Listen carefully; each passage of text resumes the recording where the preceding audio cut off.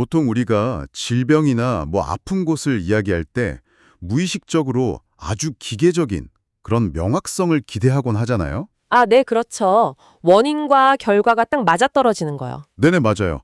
예를 들어서 뼈가 부러졌다고 하면 엑스레이를 찍고 그 하얗고 뾰족하게 어긋난 선을 딱 보면서 아, 여기가 부러졌구나. 깁스하면 뼈가 다시 붙겠지. 이렇게 아주 직관적인 인과관계를 납득하거든요. 인체 구조적인 손상이라는 건 되게 이분법적이니까요. 부러졌거나 아니면 안 부러졌거나. 네, 그러니까요. 원인하고 결과가 눈에 보이니까 사실 그 고통조차도 약간 통제 가능한 영역처럼 느껴진단 말이죠. 맞아요. 우리는 그런 명확하게 분류되는 진단에서 엄청난 심리적인 안정감을 얻습니다. 치료의 끝이 보이니까요. 그런데 이 장건강, 특히 과민성 대장증후군, 그러니까 IBS의 세계로 들어오면 갑자기 그 명확하던 엑스레이 기계 전원이 탁 꺼져버린 것 같은 기분이 들거든요. 아, 진짜 그 표현이 정확하네요. 진단학적 진흙탕이라고도 부르잖아요. 네, 진짜 진흙탕이에요. 뚜렷하게 염증이나 궤양이 있는 것도 아닌데 배는 끊어질 듯이 아프고 증상은 매일 다르고 어떤 날은 진짜 물만 마셔도 화장실로 달려가야 하잖아요. 그렇죠. 정말 환자분들 입장에서는 미칠 노릇이죠. 그래서 오늘 여러분께서 보내주신 흥미로운 자료를 바탕으로 지식의 정수를 뽑아내는 이 심층 탐구 시간에서는요. 바로 이 과민성 대장증후군의 이면을 한번 제대로 파헤쳐 보려고 합니다. 오늘 우리가 샅샅이 분석할 자료는 2026년 4월 14일자로 발행된 김형래 편집장의 칼럼입니다. 제목이 아침마다 지혜 324편, 건강한 장 보수적인 관리로 지키는 지혜. 이거거든요. 네, 제가 이 자료를 쭉 보면서 가장 흥미로웠던 지점이요. 이게 단순히 의학적 증상을 나열하는 데 그치지 않는다는 거였어요. 아, 저도 느꼈어요. 약간 사회적인 파장까지 다루더라고요. 맞아요. 그 생리적 고통이 한 사람의 일상을 어떻게 완전히 무너뜨리는지 짚어내고 있는데 특히 시니어 세대에게 이 질환이 미치는 영향을 아주 날카롭게 포착했더라고요. 네, 칼럼 초반에 나오는 분석이 진짜 꽤 묵직하더라고요. 과민성 대장증후군이 그저 화장실을 자주 가는 생리적인 불편함이 아니라 시니어의 그 고독을 심어시키는 숨은 주범이라고 딱 지목을 하거든요. 그게 사실 굉장히 무서운 통찰입니다. 언제 배가 아플지 모른다는 통제 불능의 불안감이 생기면 사람이 어떠면 될까요? 밖을 못 나가죠? 무서우니까. 그쵸. 결국 친구들하고 밥 먹는 약속 취소하게 되고 장거리 여행 포기하고 점차 집 밖으로 나가는 일 자체를 아예 꺼리게 되는 겁니다. 그러니까 신체적인 질환이 결국 사회적 단절로 이어지는 셈이네요. 네, 이 불안감의 메커니즘을 이해하는 게 진짜 중요해요. 시니어 시기에는 그 사회적 교류가 뇌 임지 기능 유지나 심리적 안정에 필수적이거든요. 근데 장 건강이 무너지면서 그 교류의 최전선이 붕괴되는 겁니다. 와, 교류의 최전선이 무너진다. 네, 배변 문제라는 게 사실 수치심을 동반하잖아요. 예측 불가능하기도 하고, 그래서 스스로를 고립시키게 되고, 이게 다시 우울감하고 엄청난 스트레스를 유발해서 장 상태를 더 악화시키는 아주 지독한 악순환의 고리에 빠지는 거죠. 오, 듣기만 해도 진짜 답답한데요. 그런데 바로 그 악순환을 끊어낼 수 있는 아주 쏠깃한 진짜 희망적인 소식이 이 칼럼 중간에 등장을 합니다. 아, 네, 그 프랑스 일간지 르파리쟁에 보도된 독일 연구진의 혁신적인 발견 말씀이시죠? 네, 맞아요. 근데 제가 이 자료 읽으면서 진짜 제일 의아했던 게요. 칼럼 작성자가 이 엄청난 유럽의 신기술을 소개하면서도 동시에 제목에서부터 계속 그 보수적인 관리? 이걸 엄청 고집한단 말이에요. 네, 완전히 상반된 두 가지 키워드가 충돌하고 있죠. 그니까요. 과연 이 혁신적인 최첨단 기술이랑 보수적인 관리가 양립할 수 있는 걸까요? 이 질문을 우리 청취자 여러분도 꼭 염두에 두시고 이 자료 속으로 같이 들어가 봤으면 좋겠습니다. 좋습니다. 일단 이 혁신의 정체부터 하나씩 좀 해체해보죠. 독일 연구진이 찾아냈다는 그 IBS의 근본 원인, 손상된 장벽이라고 하던데 이게 정확히 몸속에서 어떤 일이 벌어지고 있다는 뜻인가요? 이걸 쉽게 이해하시려면 장벽을 일종의 아주 엄격한 국정수비대라고 생각해 보시면 됩니다. 아, 국정수비대요. 무단 침입을 막는 그런 건가요? 네, 정확해요. 우리 장 내벽이 단일 세포층으로 이루어져 있는데 이 세포들이 서로 아주 단단하게 결합되어 있거든요. 의학 용어로는 밀착 연접이라고 부릅니다. 밀착 연접. 꽉 붙어 있다는 거네요. 네, 영양분이나 수분처럼 우리 몸에 진짜 필요한 것들만 선택적으로 딱 통과시키고 소화되지 않은 음식물 찌꺼기나 독소, 유해균 같은 건 혈류로 못 들어가게 꽉 막아주는 물리적인 방어선인 거죠. 아, 그러면 장벽이 손상됐다는 건 그 국정수비대가 뚫렸다는 뜻이군요. 맞습니다. 스트레스나 나쁜 식습관, 노화 이런 것들 때문에 이 세포들 사이 결합이 느슨해지면서 미세한 틈이 생기는 겁니다. 이른바 장누수 상태가 되는 거죠. 장누수요? 그럼 국경이 뚫리면 안으로 막 이상한 것들이 밀려오겠네요. 장 안에만 얌전히 머물러야 할 독소나 박테리아가 혈관을 타고 온몸으로 쫙 퍼져나갑니다. 그러면 우리 몸의 면역체계는 당연히 이걸 외부 침입으로 간주하고 엄청 격렬한 방어태세를 취하겠죠. 아, 몸 안에서 전쟁이 나는 거군요. 그렇죠. 이 과정에서 만성적인 염증이 생기고 장신경이 극도로 예민해집니다. 이게 바로 과민성 대장증후군 환자들이 느끼는 그 끔찍한 복통과 과민 반응의 실체입니다. 와, 그러니까 이게 단순히 뭐 소화가 안 된다, 배가 아프다가 아니라 물리적으로 내벽에 구멍이 숭숭 뚫려 있었던 거네요. 네, 물리적인 손상인 겁니다. 그런데 이 문제를 해결하려고 등장한 게 그 이름도 엄청 복잡하던데 비피덤 HIMIM BB75. 아, 이름도 어려워요. 이 특수한 비피더스 균주잖아요. 네, 비피도박테리움 비피덤 균주죠. 네네. 칼럼에서는 이 균주의 작용을 밴드 효과라고 설명하더라고요. 우리가 흔히 아는 유산균, 그러니까 장 속에 들어가서 유익균 숫자 늘려주고 변비 없애주는 그런 일반적인 역할이랑은 아예 접근 방식이 다른 건가요? 네, 완전히 다른 차원의 이야기입니다. 오, 진짜요? 어떻게 다른데요? 일반적인 프로바이오틱스가 장내 환경을 개선하려고 유익한 이주민들을 계속 들여보내는 개념이라면 이 특수균주는 일종의 생물학적 접착제나 물리적 바리케이드에 가깝습니다. 접착제요? 균이 아니라 풀 같은 역할을 한다는 거예요? 네, 이 균주 표면 구조가 참 신기한데 손상된 장점막 세포에 아주 강하게 탁 달라붙을 수 있는 특성을 가지고 있어요. 장벽에 미세한 구멍이 난 그 뚫린 부위를 기가 막히게 찾아가서 찰싹 붙어버리는 겁니다. 아, 그래서 밴드 효과라고 부르는 거군요. 맞습니다. 우리 피부에 상처 났을 때 방수밴드 딱 붙이면 밖에서 세균이나 물 들어오는 거 꽉 막아주잖아요. 그럼 그 밴드 아래에서 상처난 피부 세포가 스스로 재생할 시간을 버는 건데 네. 이 세균이 우리 몸속 그 미시적인 세계에서 정확히 그 방수 밴드 역할을 해준다는 거네요. 와, 생물학적 기전을 진짜 아주 직관적이고 정확하게 짚으셨어요. 독소가 혈류로 들어가는 걸 아예 물리적으로 차단해버림과 동시에 그 아래에서 장상피 세포가 다시 밀착 견접을 스스로 복구하고 새살을 돋게 할 수 있는 시간적 여유, 환경적 여유를 딱 제공하는 겁니다. 진짜 신기하네요. 원인이 뚜렷하게 안 보여서 진짜 고생하던 그 진흙탕 같은 질환에 이렇게 물리적이고 명확한 메커니즘을 가진 치료법이 등장했다는 게 대단한 혁신이죠. 실제로 엄청난 규모의 임상 연구를 통해서 설사나 복통, 변비 같은 증상들을 눈에 띄게 개선한다는 게 다 입증이 되었거든요. 게다가 제가 자료를 보니까 이 기술이 유럽연합의 의료기기 안전인증인 CE 마킹, 그 CE 마킹을 획득했다는 내용도 있더라고요. 네, 그게 아주 핵심적인 포인트입니다. 보통 우리가 유산균 하면 다 건강기능식품으로 분류를 하잖아요. 근데 의료기기 인증을 받았다는 건 이 밴드 효과가 단순한 어떤 영양보충 이런 게 아니라 물리적인 치료 기전으로 공식 인정을 받았다는 뜻이니까 맞아요. 건강식품이 아니라 치료 도구로 인정을 받은 거죠. 이 지점이 진짜 시니어분들에게 주는 심리적인 해방감이 엄청 갈 것 같거든요. 여태까지는 병원 가도 그냥 나이 들어서 장이 약해진 거니까 부드러운 거 드시고 참으세요 이랬는데 아유, 그러니까요. 환자분들이 진짜 억울하셨죠. 이제는 당신 장벽에 난 그 구멍을 물리적으로 덮어줄 명확한 과학적 도구가 있습니다.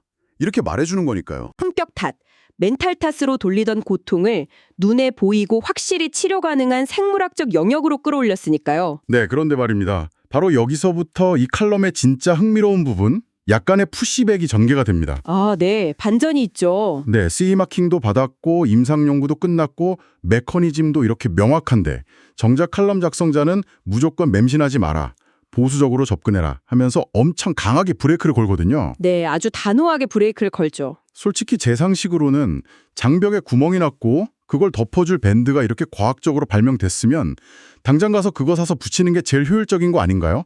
기술이 입증됐으면 그냥 믿고 쓰면 되는 거 아닐까요? 저도 처음에 그렇게 생각했는데요. 이 칼럼이 그저 흔한 무슨 신약 홍보 기사가 아니라 깊이 있는 지혜를 담고 있다는 이유가 바로 그 깐깐한 브레이크에 있습니다. 아, 어떤 배경이 있는 건가요? 저자가 보수적 접근을 그토록 강조하는 첫 번째 배경은요. 바로 노화에 따른 시니어 신체의 면역학적 민감성을 아주 정확히 이해하고 있기 때문입니다. 면역학적 민감성이요? 근데 보통 나이가 들면 신체 반응이나 면역이 오히려 둔해지고 약해지는 거 아닌가요? 민감해진다고요? 그게 보통 그렇게 오해를 많이 하시는데 반대로 작용하는 경우가 진짜 많습니다. 아, 그래요? 네, 젊고 건강한 면역 체계는 새로운 물질이나 외부 자극이 딱 들어왔을 때 그걸 적절히 수용하고 통제할 수 있는 어떤 유연성이 있어요. 힘이 있으니까요. 네네. 하지만 시니어 시기가 되면 오랜 세월 몸에 쌓인 만성염증 반응 같은 것들 때문에 면역계의 밸런스가 아주 미세하게 틀어져 있는 경우가 엄청 많거든요. 아, 밸런스 자체가 붕괴되어 있구나. 그렇습니다. 그래서 아주 사소한 자극이나 새로운 성분이 들어와도 몸이 갑자기 막 과민 반응을 일으키거나 예상치 못한 면역 충돌을 겪을 수가 있어요. 헉, 그럼 아무리 좋은 거라도 위험할 수 있겠네요. 맞아요. 아무리 유럽에서 임상적으로 입증된 훌륭한 균주라고 해도 이미 연약해지고 극도로 예민해진 노년층의 체내 시스템에 갑자기 투입됐을 때 어떤 변수를 일으킬지 모른다는 의학적 신중함. 그게 바로 저자가 말하는 보수적 접근입니다. 아, 진짜 이해가 확 되네요. 그러니까 인체라는 게 부품 하나 고장나면 띡 갈아 끼우면 되는 기계가 아니라 모든 게 거미줄처럼 다 연결된 엄청나게 복잡한 유기체니까 그렇죠. 유기체죠. 아무리 좋은 최첨단 기술도 전체 시스템에 탁 충격을 줄 수 있다는 거군요. 정확합니다. 게다가 칼럼을 보면 기사에 소개된 키즈메아 같은 그 제품이 아직 국내 시판이 안 된 수입 제품이라는 사실을 상기시키거든요. 네, 저도 그거 봤어요. 수입품이라는 걸 강조하더라고요. 근데 단순히 뭐 국산이 아니라는 이유로 신토부리 이런 이유로 경계하는 건 아닐 텐데요. 당연하죠. 이건 장내 미생물 생태계, 즉 마이크로바이옴의 지정학적 특성 때문입니다. 지정학적 특성이요? 장 속에 무슨 지정학이 있어요? 사람의 장내 환경이라는 건요, 평생에 걸쳐서 자신이 먹어온 식단하고 생활 환경에 의해서 완전히 다르게 구축이 됩니다. 아, 우리가 먹는 게 우리를 만든다. 네, 생각해보세요. 수십 년간 빵, 치즈, 고기 이런 걸 주로 섭취해온 유럽 사람들의 장내 생태계하고 평생 쌀밥, 발효된 나물, 김치 이런 거 위주로 살아온 한국 식녀분들의 장내 생태계는 완전 다르겠네요. 마치 열대우림하고 사막처럼 완전히 기후 자체가 다른 환경인 겁니다. 와, 토양 자체가 다르다는 거네요. 네, 그래서 유럽인의 장에서는 방수밴드 역할을 아주 훌륭하게 수행한 그 특수 균주가 생판 다른 한국인의 장내 환경에 딱 들어왔을 때 100% 똑같이 정착해서 작용할 거다 이렇게 단정 지을 수가 없다는 논리죠. 아, 진짜 미처 생각지도 못한 관점입니다. 그 저자는 유럽의 혁신을 부정하거나 깎아내리는 게 아니라 그게 내 몸이라는 고유한 토양에 진짜 맞는지 확인하는 절차가 반드시 선행되어야 한다고 말하는 거네요. 맞습니다. 그래서 칼럼에서 유독 그 증상을 나이 탓으로 방치하지 말고 국민건강보험공단 고객센터 그 1577의 1000번 있죠. 아, 네네. 1577-1000번. 네, 거기로 연락해서 병영원 안내받고 면역학적, 구조적 진단부터 받으라는 실질적인 조언을 아주 강하게 하는 겁니다. 아, 그래서 그렇게 국가 공인기관이나 병원 시스템을 강조했던 거군요. 직구 같은 거 하지 말고. 네, IBS라는 질환 자체가 워낙 구조적 질환하고 혼동되기가 쉬워요. 구조적 질환이라면 어떤 거요? 그러니까 배가 아프고 설사가 반복되는데 이게 진짜 장벽이 헐어서 생긴 과민성 대장 증후군인지 아니면 대장 용종이나 심지어 대장암 아니면 염증성 장질환 같은 진짜 심각한 구조적 손상 때문인지 환자 스스로는 절대 구별을 못하거든요. 아유, 진짜 자가 진단하다가 큰일 나겠네요. 네, 섣부르게 자가 진단해서 외국에서 유행한다는 유산균만 막 직구해서 먹으면서 버티다가 진짜 치료 골든타임을 놓쳐버릴 수 있다는 경고죠. 저자가 말하는 보수적 접근의 1원칙은 일단 전문의 내시경이나 검사를 통해서 내 배설계의 물리적 상태부터 정확히 파악해라. 이겁니다. 혁신적인 밴드를 막 찾기 전에 진짜 상처가 어디에 어떤 모양으로 났는지 엑스레이부터 제대로 찍어봐라. 와, 이거 굉장히 합리적인 조언입니다. 자, 그럼 우리가 병원에 가서 큰 병이 아니라 정말 IBS라는 진단을 받았다고 가정을 해볼게요. 네, 확진을 받은 상태죠. 네, 이렇게 의학적 안전망을 거치고 나서 일상으로 돌아왔을 때 우리가 매일매일 실천해야 하는 그 보수적인 관리는 구체적으로 어떤 것들이 있을까요? 자료 보니까 여기서 식단 이야기가 아주 길게 나오더라고요. 네, 칼럼에서 가장 강력하게 제안하는 일상 관리가 바로 유행하는 건강식품 쫓아다니지 말고 오랜 기간 적응해온 자극적이지 않은 한국식 식단과 규칙성을 유지하라는 겁니다. 한국식 식단이요? 네, 왜 그 식이섬유가 풍부하고 담백한 식단이 장벽 회복에 도움이 되는지 그 기전을 들여다보면 또 아주 흥미로운데요. 오, 어떤 기전인가요? 식이섬유라는 게 인간의 소화 효소로는 원래 분해가 안 되잖아요. 근데 이게 장 속에 이미 살고 있는 기존의 토착 유익균들한테는 최고의 먹이가 됩니다. 아, 우리 몸속에 원래 살던 애를 밥을 주는 거네요? 네, 이 토착균들이 식이섬유를 막 먹고 소화시키면서 단쇄 지방산이라는 아주 특별한 물질을 만들어내거든요. 단쇄지방산, 이름이 어려운데 이게 정확히 어떤 역할을 하길래요? 이 단쇄 지방산이 바로 장벽 점막세포들의 주된 에너지원입니다. 오, 벽돌 같은 거네요. 맞아요. 밖에서 외부 균주라는 용병을 굳이 돈 주고 데려와서 물리적인 밴드를 붙이는 것도 훌륭한 방법이지만 우리가 평생 먹어온 식이섬유를 통해서 내 장 속에 이미 살고 있는 일꾼들한테 밥을 든든하게 먹여서 그들 스스로 장벽을 튼튼하게 짓도록 유도하는 것. 아, 자가발전이네요. 네, 이것이 승호적으로 가장 부작용이 없고 완벽하게 검증된 자연 회복의 메커니즘이라는 거죠. 와, 비유가 진짜 기가 막히네요. 밖에서 수입한 방수밴드 딱 붙이기 전에 내 몸이 스스로 천연 재생 연고를 만들어서 바를 수 있게 좋은 재료를 꾸준히 넣어줘라. 정말 완벽하게 이해가 됩니다. 네, 그리고 맵고 짠 음식 피하고 규칙적으로 식사하라는 것도 결국 이 장 속의 일꾼들이 파업하지 않고 방해받지 않고 일할 수 있는 아주 안정적인 환경을 만들어주라는 뜻이죠. 진짜 극단적인 해결책보다는 꾸준한 관리가 핵심인 거네요. 장을 첨단 기술로 뚝딱 고치는 기계 부품이 아니라 매일 물 주고 가꿔야 하는 정원처럼 대하라는 거. 아주 정확한 비유입니다. 정원이요. 자, 그러면 일상에서 이렇게 밥을 잘 챙겨 먹어도 불가피하게 프로바이오틱스 같은 보충제의 도움을 받아야 할 때가 있잖아요. 시중에는 진짜 수만 가지 제품이 있던데 이럴 땐 어떻게 골라야 하나요? 여기서도 저자의 그 보수적인 철학이 여지없이 드러납니다. 오, 뭐라고 하던가요? 겉보기에 화려한 수입 많거나 인터넷에서 막 유행하는 과대 광고, 막 환상적인 문구들 있잖아요. 네네, 엄청 많죠.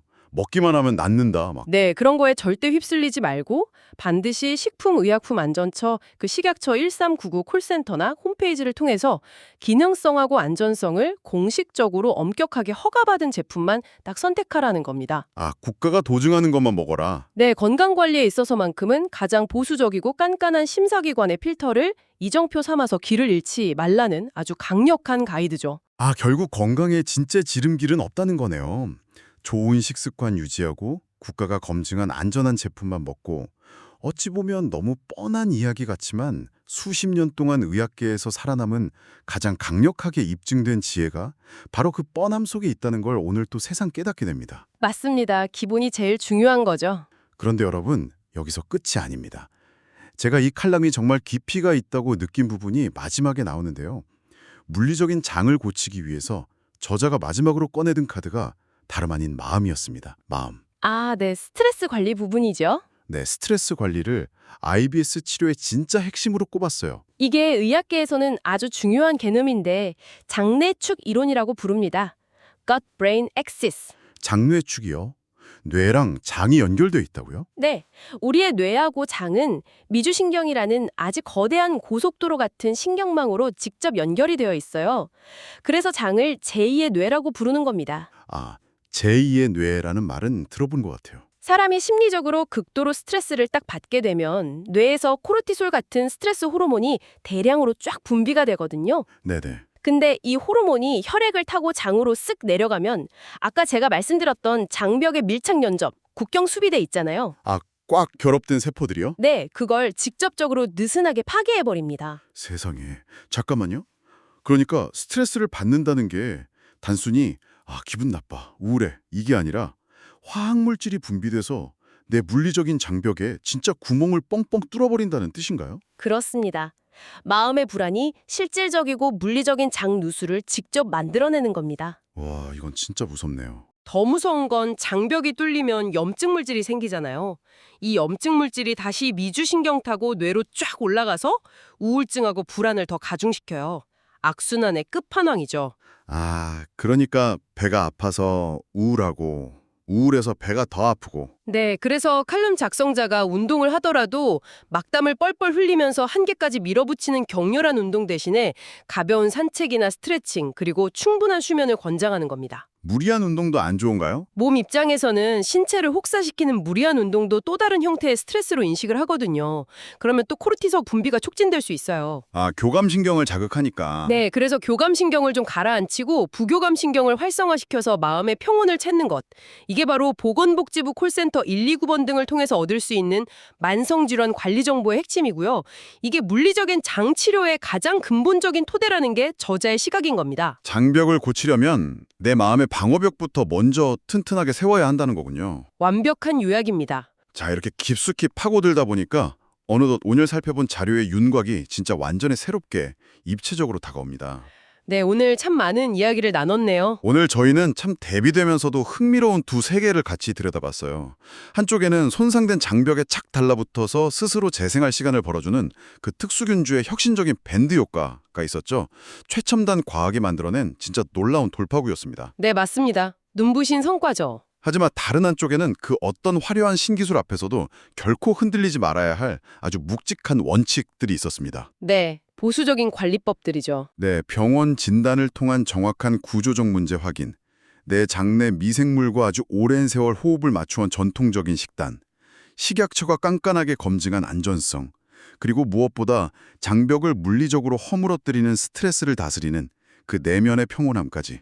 이 칼럼이 청취자 여러분께 주는 진짜 통찰은 어느 한쪽을 무조건 선택해라, 이게 아닙니다. 아, 그럼요. 최첨단 과학이 제시하는 새로운 치료 기전의 가능성, 그 희망을 열린 마음으로 수용하되 그걸 내 몸이라는 예민한 토양에 적용할 때는 그 어느 때보다 철저하고 보수적인 안전망을 거치라는 뜻입니다. 장건강은 그냥 단순한 소화불량의 문제가 아니라 시니어분들이 외부 세계와 교류하고 삶의 기쁨을 누리는 그 고귀한 일상의 질 자체를 결정짓는 뿌리이기 때문이죠. 아주 중요한 말씀입니다. 저희가 오늘 방송 마무리하기 전에 다시 한번 분명히 짚고 넘어갈 게 있는데요. 오늘 이 심층 탐구 시간에서 저희 두 사람은 이 혁신적인 유럽의 신기술이 무조건 옳다거나 혹은 보수적인 관리가 유일한 정답이라는 식으로 어떤 특정한 입장을 지지하거나 비판하는 게 절대 아닙니다. 네, 저희는 어느 편도 들지 않습니다. 저희의 임무는 여러분께서 보내주신 자료 안에 담긴 첨단 과학의 원리, 그리고 보수적 철학의 근거를 객관적으로 딱 해체해서 양쪽의 시각 균형 있게 보여드리는 것뿐입니다. 맞습니다. 정보를 이렇게 입체적으로 엮어낸 이 지식을 과연 어떻게 나의 일상에 적용할 것인가. 이것은 온전히 지금 방송을 듣고 계신 청취자 여러분의 지혜로운 판단에 맡겨야겠죠. 네, 자 이제 이 묵직하고 꽉 찬 탐구를 서서히 마무리하면서 여러분 스스로에게 조용히 던져볼 만한 생각할 거리 하나를 남겨두고 싶습니다. 오, 어떤 질문이죠? 아까 전문가님이 말씀해 주셨던 장뇌축 이론, 그러니까 마음의 불안과 스트레스가 화학작용을 일으켜서 우리 장벽에 실질적인 물리적인 구멍을 낸다는 사실 말이에요. 네, 코르티솔의 파괴력이죠. 이게 놀라운 생물학적인 연결고리를 계속 곱씹다 보니까 문득 이런 약간 도발적인 생각이 들더라고요. 어떤 생각인가요? 혹시 우리 현대인들은 육체적인 질병하고 정신적인 스트레스를 완전히 분리된 별개의 문제라고 너무 오랫동안 착각하고 살아온 건 아닐까요? 아, 마음과 몸을 너무 분리해서 봤다. 네. 지금 이 방송을 듣고 계신 여러분, 혹시 오늘 하루 여러분의 뱃속에서 아니면 몸 어딘가에서 이유를 알 수 없는 좀 작은 통증이나 불쾌감이 느껴지진 않으셨나요? 우리는 보통 오늘 뭐 점심을 잘못 먹었나 아니면 나이가 되니까 몸이 고장나네 하고 그냥 가볍게 넘겨버리잖아요. 일상적인 일이니까요. 하지만 만약 그 불편함이 단순한 신체적 고장이라면 어떨까요? 어쩌면 그것은 여러분의 마음이 너무 오랫동안 팽팽하게 긴장하고 지친 나머지 더 이상은 못 버티겠으니 내 마음에도 제발 그 방수밴드 좀 붙여달라 이렇게 세포들을 통해서 은밀하게 쏘아보내는 아주 절박한 SOS 구조 신호는 아니었을까요? 마음의 구조 신호를 몸이 대신 내준다는 거군요. 정말 깊이 있는 질문입니다. 오늘 밤에는 최신 영양제 성분이나 유산균 제품 검색하시기 전에요. 여러분의 마음이 지금 얼마나 무거운 짐을 지고 있는지, 그리고 당신의 몸은 오늘 하루 어떤 신호를 묵묵히 보내고 있었는지 조용히 가만히 귀 기울여 보는 그런 따뜻한 시간 가져보시기 바랍니다. 네. 내면의 평온이 가장 좋은 치료제니까요. 네, 저희는 다음 심층 탐구 시간에도 여러분의 지적 호기심을 시원하게 채워줄 새롭고 아주 흥미로운 자료와 함께 돌아오겠습니다. 깊이 있는 지혜로 꽉 찬 편안한 하루 보내십시오. 감사합니다.